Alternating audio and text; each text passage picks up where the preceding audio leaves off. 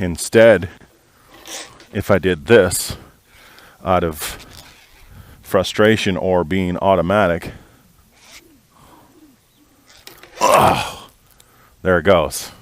Bye, truck and trailer. And this is true.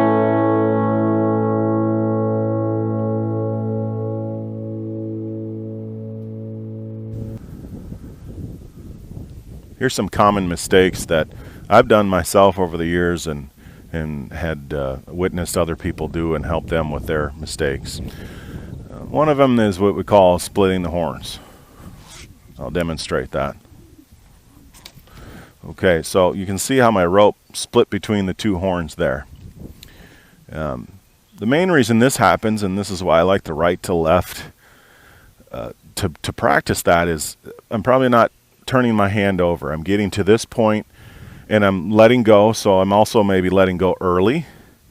And then also what people call the follow through, which to me is it's true, but it's pretty arbitrary. What does that mean, following through? That means I didn't turn my hand over and my thumb down.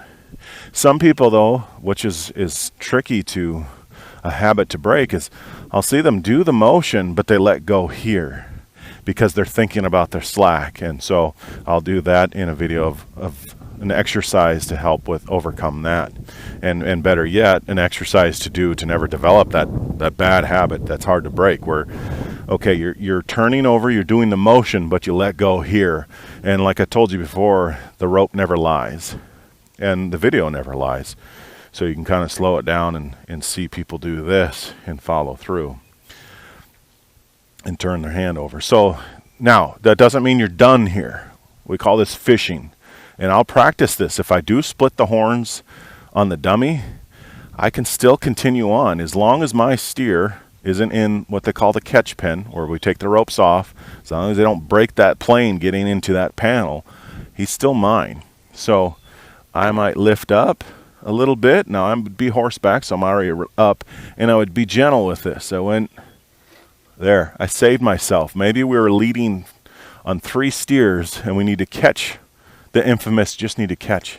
That's all you need to do on this one, is just catch the last one, and maybe we win the truck and trailer. And instead, if I did this out of frustration or being automatic, there it goes. Bye, truck and trailer.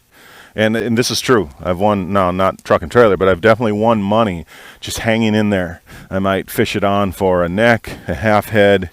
You know, it's never over, never give up.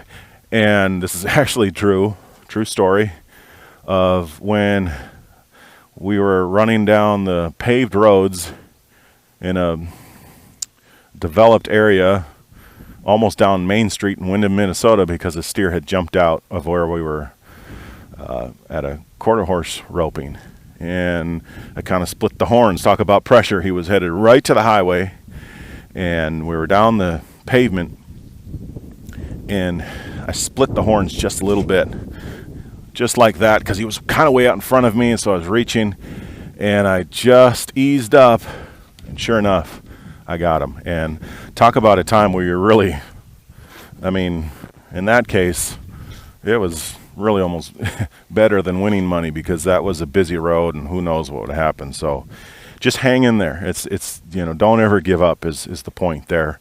And if you keep doing that, go back to that catching exercise that's on another video. If you keep splitting the horns. One other common thing that can happen, I'm not even going to call it a mistake, is sometimes people will, especially on smaller horns, catch the neck. And really, for handling cattle for a healer, if you have horns, it's better with you when you have horn wraps to catch the horns.